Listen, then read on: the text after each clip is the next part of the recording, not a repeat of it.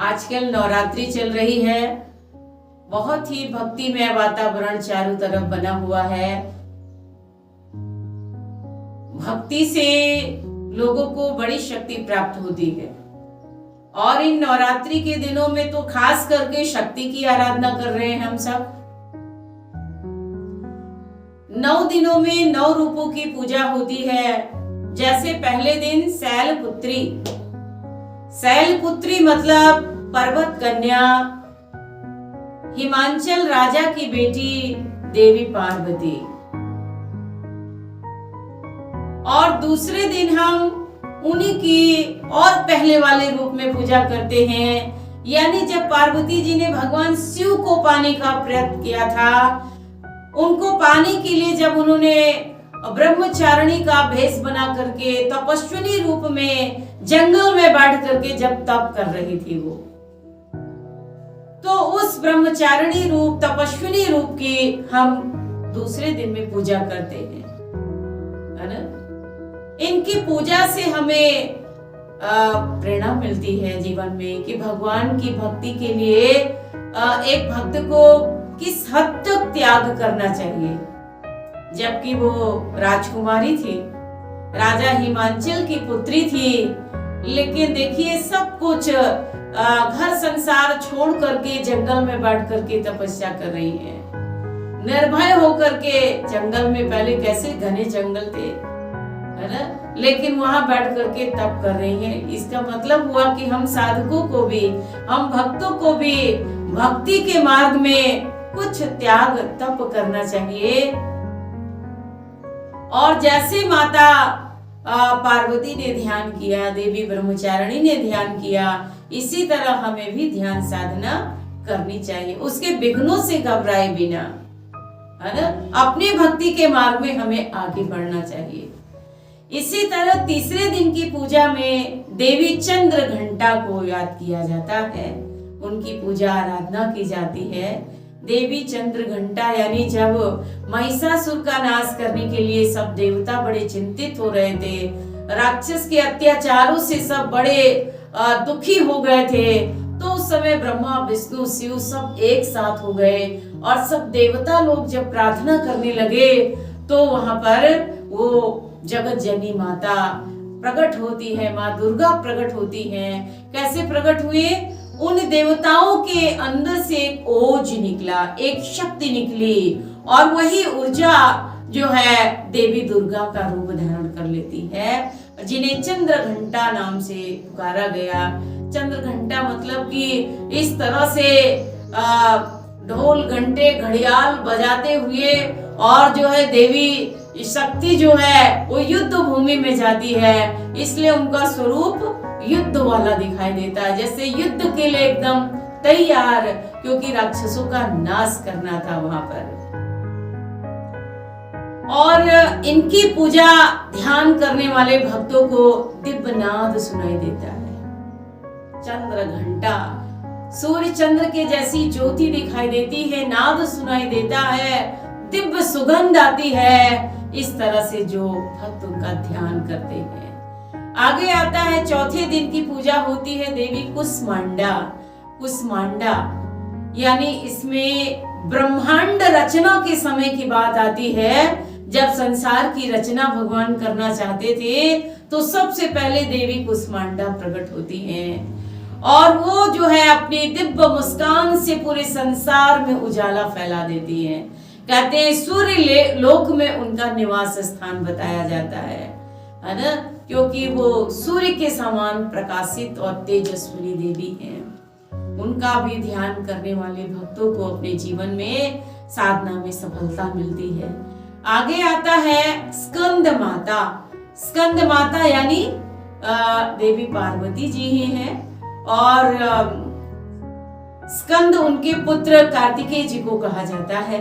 तो कार्तिकेय जी की माता है, उनकी गोद में जो है कार्तिकेय जी विराजमान हैं और ममतामयी, भक्तों पर अपना प्यार लुटाने वाली, ममता लुटाने वाली ऐसी स्कंद माता का जो ध्यान करते हैं भक्त, तो उनकी सारी जो है इच्छाएं कामनाएं पूरी हो जाती हैं। लेकिन ध्यान रखें, भक्त लोगों को भगवान की भक्ति मांगना चाहिए, भगवान से दर्शन मांगना चाहिए, क्योंकि संसारी इच्छा तो हमें और माया में डुबाने वाली है।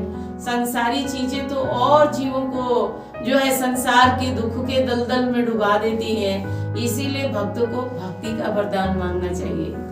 आगे आता है देवी कात्यायनी, क्योंकि जब माता दुर्गा महिषासुर का नाश करने के लिए प्रकट हुई थी तो उस समय बहुत समय से कात्यायन ऋषि जो थे वो तपस्या कर रहे थे कि शक्ति प्रकट हो, माता प्रकट हो और इन दुष्टों का नाश हो। तो इसीलिए जब वो प्रकट होती हैं तो सबसे पहले कात्यायन ऋषि को उनकी पूजा आराधना और उनकी स्तुति गान करने का अवसर मिला। इसीलिए उन्हीं के नाम से कात्यायनी देवी उन्हें कहा जाता है। आगे आता है कालरात्रि। कालरात्रि यानी महाकाली है ना, जिसे कालिका देवी कहते हैं, क्योंकि जब रक्त बीज का बहुत अत्याचार फैल रहा था तो रक्त बीज से बड़े दुखित होकर के समस्त देवगण जो है ब्रह्मा जी की शरण में आए। ब्रह्मा जी भगवान शिव जी के पास आए और कहने लगे भगवान कुछ उपाय कीजिए, क्योंकि इस राक्षस ने यही वरदान पाया है कि एक नारी के द्वारा ही इसका जो है नाश हो सकता है। भगवान शंकर ने कहा अच्छा ठीक है, चिंता मत करो, आप जाओ, मैं उपाय करता हूँ। तो भगवान शंकर पार्वती जी को क्रोध दिलाना चाहते थे। तो क्रोध कैसे दिलाए, तो भगवान ने क्या शुरू किया, भगवान कहने लगे देवी तुम तो सांवली हो, मैं तो कर्पूर जैसा गौर हूँ, है ना, और जो है तुम तो काले रंग वाली हो, काली लगती हो। तो पार्वती जी को बड़ा गुस्सा आया और कहने लगे भगवान यदि ऐसी बात है तो आपने अभी तक मुझे बताया क्यों नहीं और मुझसे विवाह ही क्यों किया, है ना, मैं अभी जाती हूँ और इस शरीर का ही मैं जो है त्याग कर दूंगी। और पार्वती जी जंगल में जाती हैं, बड़ा कठिन तपस्या करती है और तपस्या करके अपने पहले वाले शरीर का त्याग कर दिया, छोड़ दिया उन्होंने उस शरीर को। अब जो त्यागा हुआ शरीर था उसी से भगवती काली प्रकट हो जाती है, क्योंकि क्रोध की स्थिति में थी जब उसका त्याग किया था, इसीलिए उस छोड़े हुए शरीर से काली प्रकट हो गई और बड़े क्रोध के अंदर वो जो है एकदम बड़े बड़े कदमों से वहां पर चलने लगे। और तब जो है ब्रह्मा जी ने सोचा मेरा कार्य सिद्ध हो गया और फिर वो आके अस्त्र शस्त्र जो है देवी को प्रदान करते हैं और सब प्रार्थना करते हैं कि हे जगत जननी आपका अवतार हुआ इस असुर का नाश करने के लिए।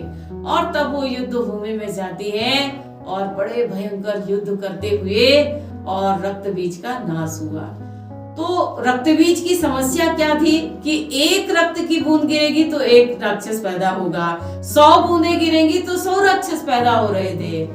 तो माता काली ने क्या किया, खड़ग और खप्पर यानी खड़ग से तलवार से उसका सिर काटा और उसके रक्त को अपने खप्पर में ही ले लिया, गिरने नहीं दिया धरती पे। फिर भी हवा से छोटी मोटी बूंदें इधर उधर जो बिखरती हुई हवा में फैल रही थी तो उसे अपनी जिह्वा से लिक किया, यानी जिह्वा पर ले लिया। आशय एक ही था धरती पे ये खून की रक्त की बूंदें न गिरे, क्योंकि गिरेंगी तो और राक्षस पैदा हो जाएंगे। लेकिन कई बार अज्ञानता के कारण लोग इसको गलत समझ लेते हैं और लोग क्या सोचते हैं कि माता को काली जी को जो है रक्त प्रिय है, इसीलिए वो कई बार उंगली काट करके रक्त चढ़ाते हैं, कई बार बलि देते हैं, जानवरों को जो है बलि देते हैं। लेकिन मेरा अनुरोध है जनता से ऐसा बिल्कुल भी ना करें, क्योंकि ये बस मूर्खता है, हमारी अज्ञानता है और कुछ नहीं। क्योंकि कई जगह मैंने शास्त्रों में पढ़ा है, जैसे कि जड़ भरत जी को जंगल के आदिवासियों ने पकड़ लिया और वो उनकी बलि देना चाहते थे देवी के सामने, लेकिन वहां जगदम्बा जगत जननी प्रकट हो जाती हैं, बलि देने वालों को मार डाला और जो है अपने भक्त की रक्षा किया उन्होंने, क्योंकि वो जगत जननी है और माता कभी अपने बच्चों की बलि नहीं चाहती है। अरे बलि देना है तो काम क्रोध लोभ मोह अहंकार की दो। अपने अंदर जो दुर्गुण है, जो अवगुण है, जिनसे हमारा जो है विनाश होता है, 84 में नरक में जाना पड़ता है, ऐसे दुर्गुणों की बलि देनी चाहिए, है ना। हमें मुंह को सीधे साधे भोले भाले जानवरों को नहीं काटना चाहिए। इसी तरह आगे आता है महागौरी, क्योंकि वो स्वरूप त्याग करके वो महागौरी बन करके देवी लौट आई शिव जी के पास, है ना। और फिर सारे जो है कैलाश वासियों ने उनकी पूजा किया, महागौरी की आरती उतारी। तो इसीलिए महागौरी जो है उस दिन से उनका नाम पड़ गया। आगे 9वें दिन की पूजा होती है सिद्धिदात्री। सिद्धिदात्री यानी एक साधक, एक भक्त, ऋषि मुनि जब ध्यान करते हैं तो उनकी साधना में जो भी विघ्न आते हैं, सारे विघ्नों का समन करके और उन्हें सारी सिद्धि प्राप्त हो जाती है ना। सिद्धि यानी जो है शरीर हल्का हो जाता है और जो सोचे आदमी वही हो जाता है, उसकी वाणी में ऐसी सिद्धि आ जाती है, बोल दे वही हो जाता है ना। तो इस तरह से जो चाहे जैसा चाहे ऐसा क्यों होता है? क्योंकि एक साधक ध्यान करते करते शक्तिमय हो जाता है, ईश्वरमय हो जाता है, और ऐसी स्थिति में भगवान और उस भक्त में कोई फर्क नहीं रह जाता है, और इसी कारण उसके जीवन में ये सारी रिद्धि सिद्धियां आ जाती हैं। और खैर भक्त जो होता है, सच्चा भक्त जो ध्यान करने वाला है, वो ध्यान करते करते उसकी तो सारी इच्छाएं मर जाती है, सारे विकार उसके नष्ट हो जाते हैं, फिर कोई कामना, कोई विषय इच्छा रह ही नहीं जाती है। जो वो मांगे बस उसके अंदर भगवान के दर्शन की, शक्ति के दर्शन की जो है इच्छा रहती है, और वो जो है ध्यान करते करते मोक्ष को प्राप्त करता है। जन्म मरण के दुख से, संकट से हमेशा हमेशा के लिए वो मुक्त हो जाता है। तो भाइयों और बहनों, आइए हम सब भी अपने जीवन के अंदर इन नवरात्रि के 9 दिनों में विशेष रूप से ध्यान साधना करें। और ध्यान साधना करने के लिए मन की एकाग्रता चाहिए। ये टेक्निक, ये विधि हमें साधु संतों से पूछना चाहिए।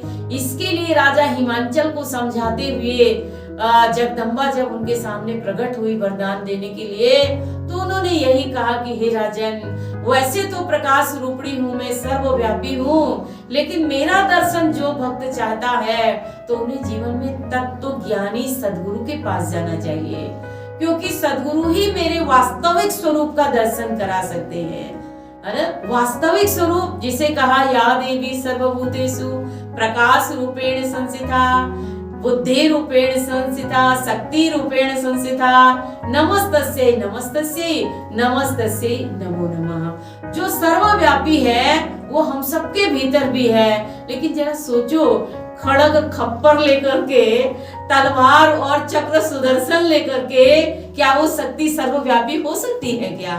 नहीं।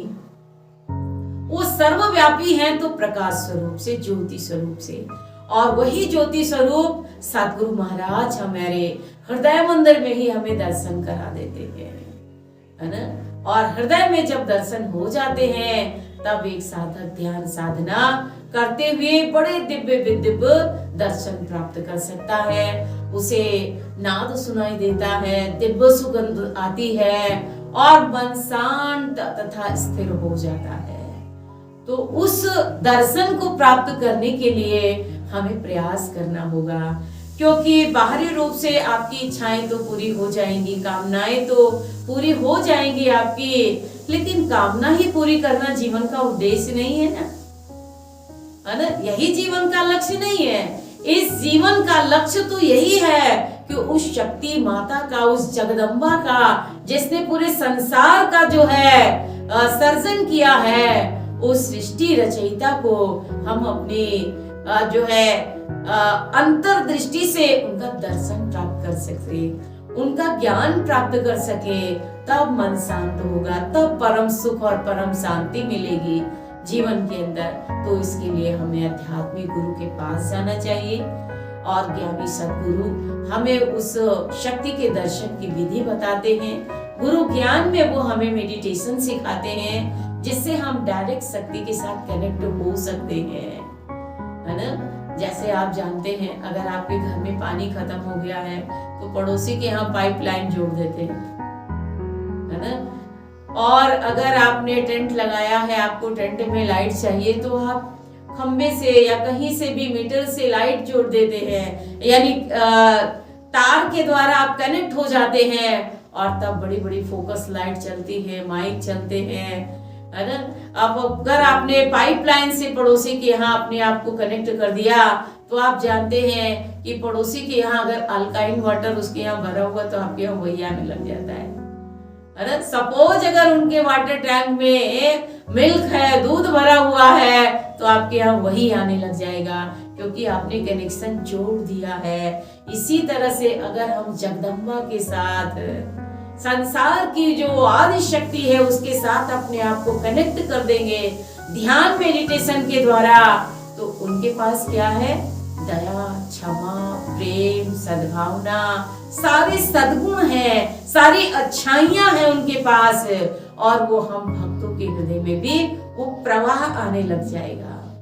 इसीलिए जीवन बहुत दुर्लभ है, और इस दुर्लभ जीवन को धन्य बनाने के लिए, सार्थक बनाने के लिए हम उन जगत जननी का ध्यान करें और अपने जीवन को धन्य बनाएं तथा सार्थक बनाएं।